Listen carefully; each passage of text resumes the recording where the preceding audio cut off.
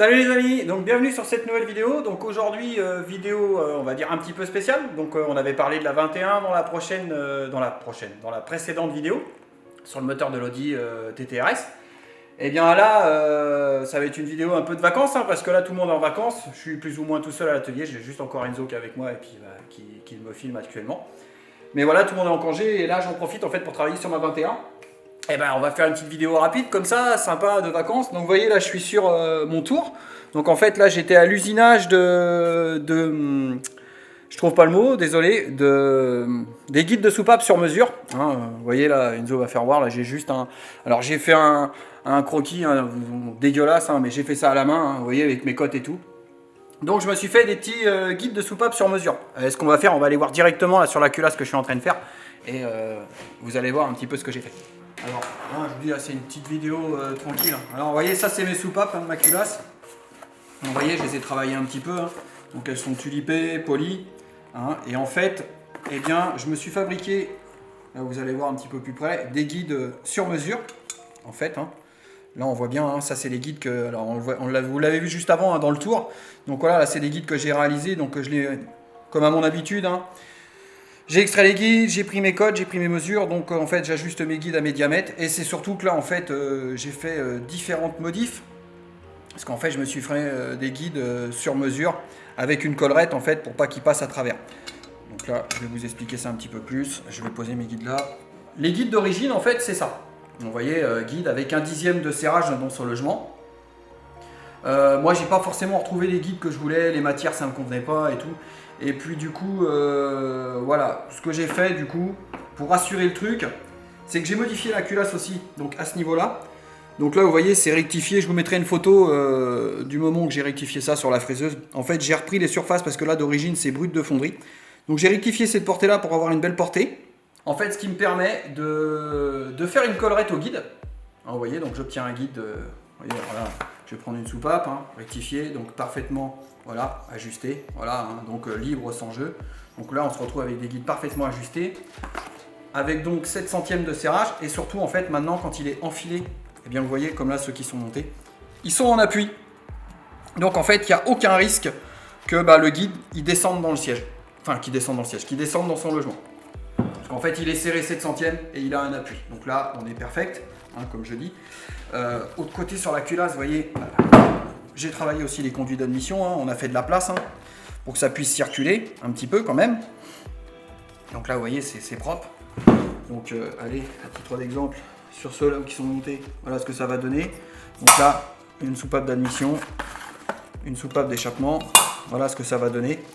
Donc alors là à ce niveau-là, il va me rester encore le volume des chambres à faire, parce que je vais remonter là, je vais faire tous mes guides de soupape. Je vais retailler mes sièges de soupape pour qu'ils soient parfaitement à la cote. Mémoire, j'ai un 8 de largeur de siège sur l'admission, un 6 à l'échappement. On va tailler ça en triangle, donc sur 3 angles. Et puis après, une fois qu'on a fait tout ça, on va remettre tout ça en place. Et là, on va aller volumer chaque chambre de combustion pour les équilibrer, pour qu'on ait le même volume, parce que ça, c'est important. D'ailleurs, c'est pour ça que mes agrandissements, en fait, j'ai tout fait à la fraiseuse, de façon à avoir les mêmes diamètres partout, parce que du coup, c'est ce qui nous permet d'égaliser ce qui rentre et ce qui sort, et d'avoir le même volume dans chaque chambre pour optimiser au maximum les performances. Donc voilà un petit peu pour la culasse, voilà, je vous explique ça rapidement. Donc, après, on va aller voir, parce qu'on va mettre 2-3 pièces perfo. Attends, ne bouge pas, je reviens. Donc... je l'avais évoqué l'autre jour, donc j'ai fait faire un collecteur sur mesure, donc 4 en 1, inox, avec, donc là il va y avoir une wastegate séparée, avec la prise de GT ici, donc exhaust gauche température, température d'échappement. Donc évidemment là, moi je vais reprendre les ajustements pour que ça colle parfaitement avec mes diamètres de sortie de culasse, pour avoir quelque chose qui colle, toujours en équilibre, que le flux de gaz il soit parfait. Pour ceux qui connaissent un peu les 21 turbo, j'ai travaillé mes conduits. En fait, là ici, normalement, il y a un bossage, donc le bossage, il est parti, il n'y a plus de bossage, les conduits sont bien travaillés. Donc, chose importante, moi j'ai les docks d'époque d'Europa Cup, donc ils nous donnaient des diamètres, en fait, ici à respecter au niveau des... ils réusinaient les culasses d'origine. Donc, en fait, moi j'ai réusiné les diamètres vous voyez les diamètres d'admission ici, les diamètres d'échappement directement à la fraiseuse, de façon à obtenir les diamètres que je voulais. L'admission sur celle-ci, en fait, je garde l'admission d'origine avec le papillon d'origine. Alors effectivement, j'aurais pu mettre un papillon autorisé un peu plus gros et tout. Mais en fait, celle-ci, voilà, je travaille un petit peu quand même assez haut dans la préparation, mais bon, elle va être pour aller sur la route, donc je vais pas non plus aller chercher l'extrême. Je trouve déjà que j'en fais un peu de trop, hein, mais bon, ça c'est mon côté perfectionniste, j'ai les guides ajustés, j'ai travaillé les soupapes, j'ai travaillé les conduits, là on met un collecteur. Enfin, là si vous voulez, en fait, c'est que là je suis en vacances, mais vous voyez, je suis ici, et puis en fait je suis en train de bricoler de travailler sur mon auto, et pour moi ça c'est un réel plaisir. Quelque part, comme je dis, c'est un rêve de gosse parce que quand j'étais plus jeune, je regardais toutes ces autos-là courir sur piste en 89, 90, donc les Europa Cup, les productions. Je regardais les mécanos qui travaillaient sur ces moteurs-là, je disais ouais putain c'est incroyable ce qu'ils font et tout. Et puis vous voyez c'est qu'aujourd'hui, 45 ans, j'en arrive que en fait je travaille sur ces moteurs-là. Et là, du coup je me fais vraiment plaisir, pour moi c'est un réel plaisir de pouvoir travailler et de faire du développement sur ces moteurs-là pour les optimiser. Alors 2-3 petites pièces que je vais vous faire voir un petit peu performance en fait que je vais mettre sur ce moteur. Donc là j'ai deux arbres à cam, donc deux arbres à cam différents avec des levées différentes.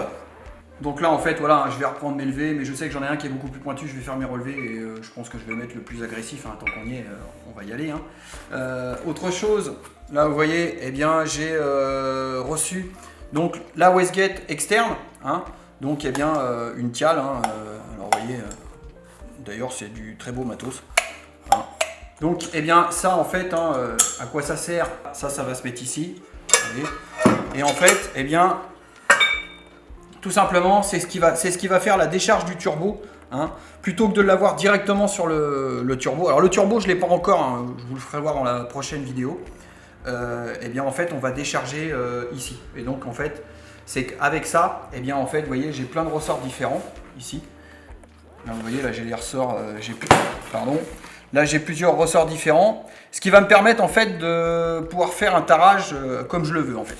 Et vous voyez là ici, en fait, on se retrouve avec de la V-bande, hein, donc on a une partie qu'on soude ici, et puis là, en fait, ça, hop, et puis après, c'est facilement démontable, et puis là, on va se retrouver avec l'évacuation sur la ligne d'échappement en dessous. Et puis comme je vous disais, c'est qu'en fait ici on déboulonne cette partie là, hein, et puis du coup ça nous permet d'aller faire le tarage comme on veut. Mais bon, je pense qu'on va voir, on va certainement la piloter via le calculateur parce qu'on va mettre une gestion programmable. Donc ça, il y a quelques pièces là. Après ouais, alors autre chose. Donc là, moi déjà dans ce moteur, en fait, il était déjà forgé, je l'avais déjà forgé, hein, donc j'avais du piston Wozner avec de la bielle en H. Donc là, j'ai rouvert. Là, on va remettre de la segmentation neuve. Et donc, tout ça, ça avait déjà été mis au point, hein, comme sur l'Audi TT. Donc là, vous voyez, c'est propre, hein, je les ai déjà nettoyés et tout. Bon, ça 30 000 km, hein. Ça n'a pas d'usure, j'ai contrôlé, c'est nickel. Là, j'ai pas d'ovalisation, j'ai rien. Donc là en fait on va juste remettre de la vis ARP neuve. On va remettre des segments neufs Wozner, donc bien évidemment on va repasser par le jeu à la coupe. Hein. Et puis voilà quoi. Donc ça c'était déjà au point. Et le vilebrequin comme je vous avais dit, tiens d'ailleurs on va aller voir un petit peu le bloc moteur parce que je l'ai réassemblé. Alors,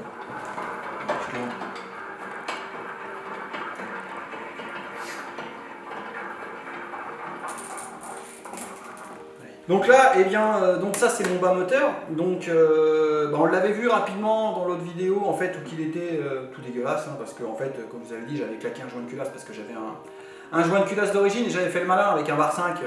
Puis comme on dit souvent, les cordonniers c'est les plus mal chaussés, hein, donc je me suis retrouvé, j'ai cassé un joint de culasse.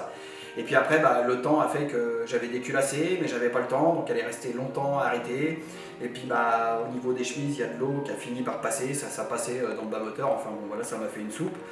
Donc résultat, on redémonte tout. Donc là du coup, tout ça, ça a déjà été redémonté, nettoyé, inspecté, vilebrequin contrôlé, la flèche, tout ce qu'on veut, le diamètre et tout ça. Et puis j'ai déjà remis en place le vilebrequin. Donc là Enzo, approche-toi, on va en faire voir un petit peu plus près. Donc là le vilebrequin, voilà, il est remis à sa place, hein, vous voyez, voilà, ça tourne parfaitement. Donc là il va rester comme sur l'Audi, hein, on va remettre après, on va le retourner parce que... Alors la différence c'est que par rapport à l'Audi, sur ces moteurs là, les J7R, le 21, et bien en fait on est avec... en fait c'est pas un bloc avec les chemises usinées, c'est un bloc à chemise humide qu'on appelle. Donc alors les chemises humides, qu'est-ce que c'est? Je vais vous faire voir.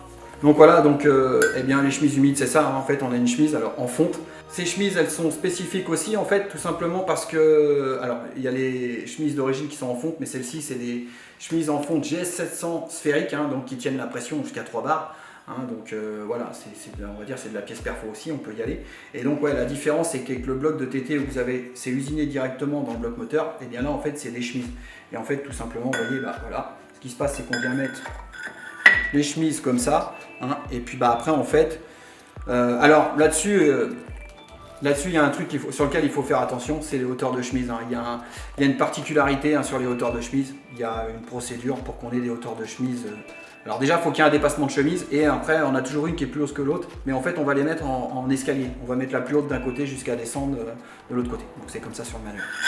Donc voilà un petit peu pour les particularités. Donc autre chose aussi qui vont faire partie des modifs que je vais faire sur ce moteur. Donc alors déjà vous avez vu, il y a le bas moteur, donc on a un vibroquin équilibré, on a des pistons Wozner, on a des chemises GS700 en fonte sphérique, on va avoir des pistons Wozner, bielle en H, vis ARP. On a retravaillé, enfin j'ai retravaillé toute la culasse, donc j'ai repris les cotes Europa Cup d'époque parce qu'en fait j'ai les infos, hein. Donc j'ai retaillé les conduits, j'ai retaillé les soupapes. Vous avez vu, je me suis fait des guides sur mesure ajustés. On va refaire des sièges et des portées de soupape impeccables. On va mettre un arbre à cam avec des levées et une épure complètement différentes. On a un collecteur 4 en 1 en inox. On va avoir un turbo aussi complètement hybridé, hein, on va dire ça comme ça, là, que je vais récupérer d'ailleurs lundi de chez GTO Turbo. Je vais faire voir un petit peu le turbo, qu'est-ce qu'il m'a fait de beau là-dessus. On va avoir aussi une gestion électronique intégralement programmable, hein, parce que bon, la gestion électronique qu'il y avait d'époque, donc une Renix de 87, voilà, on est avec des performances très limitées au niveau des injecteurs. On ne peut pas mettre ce qu'on veut, donc voilà, il faut vraiment qu'on optimise ça. D'origine, eh bien, c'était monté avec un distributeur, hein, avec un allumeur, hein, puis des fils de bougie, hein, qui se mettent ici. Eh bien, en fait, ça c'est pareil, on va éliminer ça. Vous voyez, là c'est pris en bout de culasse, c'est entraîné par l'arbre à cam. Eh bien, ça, on va supprimer ça. Et en fait, à la place, eh bien, en fait, on va faire un montage avec une bobine jumeau statique.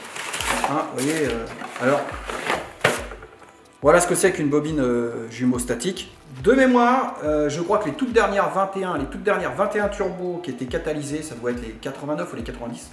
Sur les dernières, elles ont été montées avec une jumeau statique. Alors pourquoi je mets ça? Parce que du coup, je vais supprimer un rotor, je vais supprimer une pièce en mouvement. Et en fait, si vous voulez, on enlève le rotor, on enlève la tête d'allumeur. Donc voilà, on va limiter les pertes. Donc là, on va se mettre là.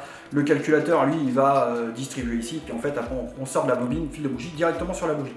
Donc en fait, on optimise. Et d'ailleurs, alors pas sur les Europa Cup, les Europa Cup ils restaient avec le distributeur, mais par contre sur les moteurs de production, ils mettaient, alors c'était même pas de la jumeau statique, ils avaient une bobine par cylindre. Donc ils appelaient ça un allumage à étincelle perdue. Alors pourquoi étincelle perdue? Parce que ouais, en fait on est au jumeau statique. Ça veut dire que quand on n'allume pas cylindre par cylindre, on allume 2 cylindres par 2 cylindres. Alors en fait, quand on va en allumer un sur le temps moteur, et puis l'autre qui s'allume, il est sur le temps échappement. Donc en fait, c'est pour ça qu'il s'appelle ça étincelle perdue, parce qu'il y a une étincelle qui se produit à la phase d'échappement. Mais comme à la phase d'échappement, logiquement, il n'y a plus de gaz à brûler, et ben, il ne se passe rien. Donc voilà un petit peu ce qu'on va faire sur ce auto. Donc là, en fait, c'était une petite présentation rapide des pièces, de ce que je vais faire dessus. Et puis, parce que j'ai vu que vous avez été assez enthousiaste sur la dernière vidéo de la TT que j'ai faite. Parce que c'est vrai que j'ai parlé de la TT, et puis j'ai fait voir un petit peu les pièces de la 21 et tout. Et puis vous avez été beaucoup à commenter, ouais, vivement la prochaine vidéo sur la 21, on va voir comment ça va se passer et tout. Ben écoutez, voilà, hein, je vais commencer comme ça. Alors je vais faire des vidéos un peu de l'arrache, hein, je vais pas trop m'emmerder. Du coup, je vais vous faire voir un petit peu. Là, je vous ai fait voir un petit peu ce que j'allais faire et qu'est-ce que j'allais mettre comme pièce perfo. Et puis je vais vous faire suivre un petit peu le remontage de ce moteur.